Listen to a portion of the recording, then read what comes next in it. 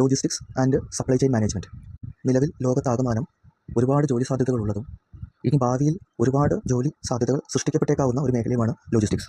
തൊഴിലവസരങ്ങളുടെ എണ്ണം മാത്രമല്ല, ജോലിയുടെ ലഭ്യതയ്ക്ക് അനുസരിച്ചുള്ള സാലറിയും ലോജിസ്റ്റിക്സ് മേഖലയുടെ ഒരു പ്രധാന അട്രാക്ഷനാണ്.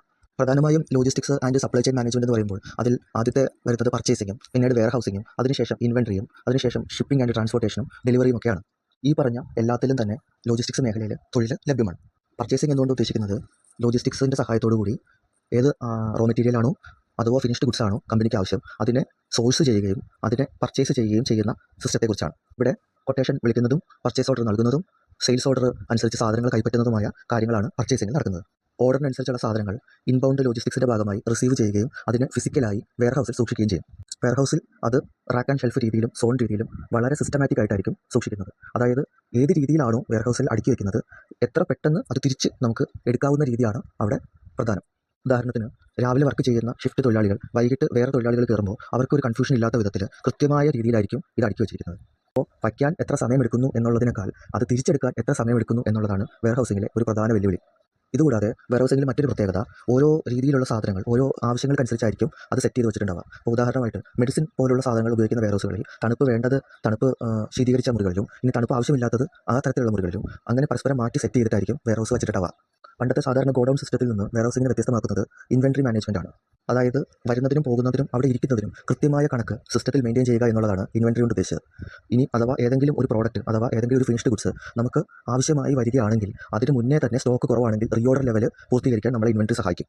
നമുക്ക് ഒരു ഓർഡർ കസ്റ്റമറിൽ നിന്ന് റിസീവ് ചെയ്ത് കഴിഞ്ഞാൽ ഔട്ട്സൈഡ് ഡോക്കിലേക്ക് ഈ സാധനത്തിനെ എത്തിക്കുന്നതിന് മുമ്പായി ഇൻവെൻട്രി നോക്കി അത് ഉറപ്പാക്കിയ ശേഷം വെയർ ഹൗസിൽ അതിൻ്റെ ഓർഡർ കൊടുത്ത് വെയർ ഹൗസിൽ നിന്ന് അതിനെ പിക്ക് ചെയ്ത് സോർട്ട് ചെയ്ത് പാക്ക് ചെയ്ത് ലേബൽ ചെയ്ത് ഇൻവെൻട്രിയിൽ ആ ഐറ്റം പുറത്തേക്ക് പോകുന്നതായി രേഖപ്പെടുത്തി അതിനെ നമ്മൾ ഷിപ്പിംഗ് ആൻഡ് ട്രാൻസ്പോർട്ടേഷൻ എന്ന പ്രോസസ്സിലേക്ക് കൊടുക്കുന്നു.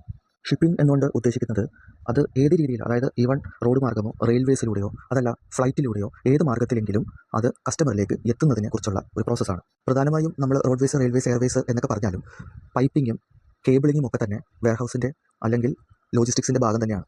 കാരണം അവിടെ ഡാറ്റ അല്ലെങ്കിൽ പെട്രോളിയം ഇത്തരം പ്രോഡക്റ്റുകളെല്ലാം മൂവ്മെൻറ്റിൽ തന്നെയാണുള്ളത്. അതായത് ലോജിസ്റ്റിക്സ് എന്ന പദം കൊണ്ട് പ്രധാനമായി മൂവ്മെൻറ്റ് എന്ന് മാത്രം ഉദ്ദേശിച്ചാൽ മതി. കടലിൻ്റെ അടിയിലൂടെയുള്ള പെട്രോളിയം പൈപ്പുകളും അതേപോലെ ഇൻ്റർനെറ്റിന് സഹായമാകുന്ന ഡേറ്റ കേബിളുകളും ഒക്കെ തന്നെയും ലോജിസ്റ്റിക്സ് തന്നെയാണ് സെർവ് ചെയ്യുന്നത്.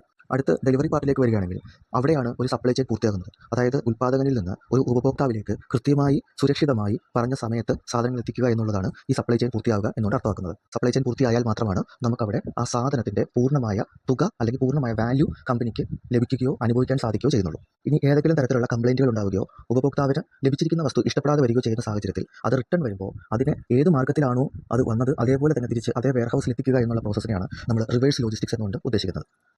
കേരളത്തിലും അതേപോലെ തന്നെ ഇന്ത്യയിലെമ്പാടും യൂറോപ്യൻ രാജ്യങ്ങളിലും അമേരിക്കയിലും ഏറ്റവും കൂടുതൽ തൊഴിൽ സാധ്യതയുള്ള മേഖലയായ വെയർ ഹൗസിലേക്ക് എല്ലാവരും ആകർഷിക്കപ്പെടുന്നതിന് പ്രധാന കാരണം പലപ്പോഴും ഇവിടെ ജോലിക്ക് പ്രായപരിധിയില്ല, സ്ത്രീ പുരുഷ വ്യത്യാസമില്ല എന്നുള്ളത് തന്നെയാണ്. ലോജിസ്റ്റിക്സ് ആണ് നമ്മൾ പ്രധാനമായി പഠിക്കുന്നതെങ്കിലും ഏറ്റവും കൂടുതൽ വെയർ ഹൗസിങ്ങിലാണ് പലർക്കും ജോലി ലഭിക്കാറ്. കാരണം ലോജിസ്റ്റിക്സിൻ്റെ നെടുന്തൂൺ എന്ന് പറയുന്നത് വെയർ ഹൗസുകളാണ്. ഫിസിക്കലായി സാധനങ്ങൾ സ്റ്റോർ ചെയ്യുന്നിടത്താണ് ഏറ്റവും കൂടുതൽ ആളുകൾ ഒരുമിച്ച് വർക്ക് ചെയ്യേണ്ടതായ സാഹചര്യം വരുന്നത്. Warehouse operation, warehouse documentation, warehouse management system എല്ലാം തന്നെ ഒത്തിണങ്ങുന്നതാണ് ഒരു നല്ല വെയർ ഹൗസ് എന്ന് പറയുന്നത്. പ്രധാനമായും ലോജിസ്റ്റിക്സ് അല്ലെങ്കിൽ വെയർ ഹൗസ് മാനേജ്മെൻറ്റ് കോഴ്സ് കഴിഞ്ഞാൽ ഒരു warehouse assistant, warehouse associate തുടങ്ങിയ ആദ്യത്തെ ജോലികളായിരിക്കും ഒട്ടുമിക്ക പേർക്ക് ലഭിക്കുന്നത്.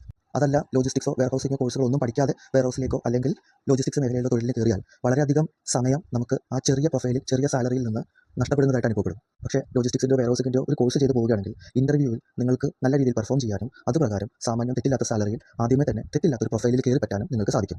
ഒരു വർഷം കൊണ്ട് എക്സ്പീരിയൻസിലൂടെ നേടിയെടുക്കുന്ന അറിവുകൾ നിങ്ങൾക്ക് കേവലം 2 മാസം കൊണ്ട് തന്നെ വെയർ ഹൗസിങ്ങും ലോജിസ്റ്റിക്സും പഠിച്ച് നിങ്ങൾക്ക് കയറുമ്പോൾ ലഭിക്കുന്നതാണ്. ഇത് നിങ്ങളുടെ പ്രൊമോഷൻ സാധ്യതയും നിങ്ങളുടെ സാലറി ഇൻക്രിമെൻറ്റ് സാധ്യതയും നിങ്ങളുടെ സ്റ്റെബിലിറ്റിയും എക്സ്പീരിയൻസും ഒക്കെ കൂട്ടും. 10ാം ക്ലാസ് മുതൽ വിദ്യാഭ്യാസമുള്ളവർക്ക് മുതൽ എഞ്ചിനീയേഴ്സിന് വരെ ജോലി സാധ്യതയുള്ള മേഖലയാണ് ലോജിസ്റ്റിക്സ്. ഗ്രാജുവേഷൻ കഴിഞ്ഞവരാണെങ്കിൽ കൂടുതലും ഡോക്യുമെൻറ്റേഷൻ സൈഡിലായിരിക്കും അവർക്ക് പെർഫോം ചെയ്യാനായിട്ട് സാധിക്കുക. ഒരു ബിസിനസ്സിൻ്റെ അല്ലെങ്കിൽ ലോകത്തിൻ്റെ തന്നെ അവിഭാജ്യ ഘടകമായ ലോജിസ്റ്റിക്സിലേക്ക് തൊഴിൽ ലഭിക്കാൻ പ്രത്യേകിച്ച് യാതൊരു ബുദ്ധിമുട്ടും നിലവിലുള്ള സാഹചര്യത്തിലില്ല. അത്രയധികം ഓപ്പർച്യൂണിറ്റീസാണ് നമുക്ക് സ്ഥാപനങ്ങൾ വച്ച് കിട്ടുന്നത്. പക്ഷേ ഇവിടെ പ്രത്യേകം ഓർക്കേണ്ട ഒരു കാര്യമുണ്ട്. കേരളത്തിൽ കിട്ടുന്ന ശമ്പളമല്ല ബാംഗ്ലൂർ കിട്ടുന്നത്, ബാംഗ്ലൂർ കിട്ടുന്ന ശമ്പളമല്ല ബോംബെയിൽ കിട്ടുന്നത്, ഇനി ഇന്ത്യക്ക് വെളിയിൽ യൂറോപ്യൻ കൺട്രിയിൽ കിട്ടുന്ന സാലറി അല്ല നമുക്ക് അമേരിക്കൻ കൺട്രിയിൽ കിട്ടുന്നത്. അപ്പോൾ ഇതിനൊക്കെ ഒരുപാട് വ്യത്യാസങ്ങൾ സാലറിയിലുണ്ട്. അപ്പോൾ ബേസിക്കായ വെയർ ഹൗസ് മാനേജ്മെൻറ്റ് സിസ്റ്റം അല്ലെങ്കിൽ ബേസിക്കായ ലോജിസ്റ്റിക്സ് മാനേജ്മെൻറ്റ് പഠിച്ചിട്ട് നമ്മൾ എവിടെയാണ് ജോലി ചെയ്യുന്നത്, ഏത് ജോലിയാണ് ചെയ്യുന്നത് എന്നുള്ളത് ആശ്രയിച്ചിരിക്കും ഒരാളിൻ്റെ സാലറി. ഒരു പ്രത്യേക രീതിയിലുള്ള പ്ലേസ്മെൻറ്റ് റെക്കമെൻഡേഷൻ ഒന്നും ആവശ്യമില്ല. ഇതിന് അത്യാവശ്യം കഴിവും അറിവുണ്ടെങ്കിൽ നേരിട്ട് ഇൻ്റർവ്യൂവിൽ പങ്കെടുത്ത് ആർക്കും ജോലി നേടാവുന്നതാണ്. എന്നാലും ഒട്ടുമിക്ക സ്ഥാപനങ്ങളും ഇൻ്റർവ്യൂസിന് വേണ്ട ട്രെയിനിങ്ങും കാര്യങ്ങളെല്ലാം നൽകുന്നുണ്ട്.